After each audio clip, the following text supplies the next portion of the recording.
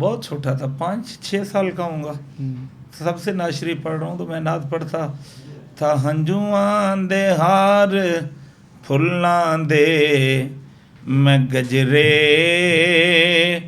बना लवां, हंजुआं दे हार फुल्लां दे मैं गजरे बना लवां,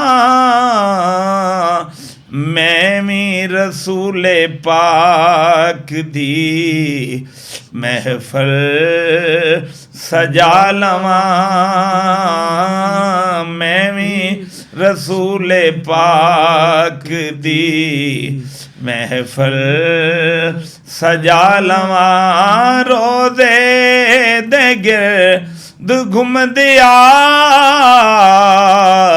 सोहणे कबूतरा दिल चावंदा है, मैं तैनूं बेली बना लवां, दिल चावंदा है मैं तैनूं बेली बना लवां, ऐ मौत ठहर जा तू जरा और ठहर जा,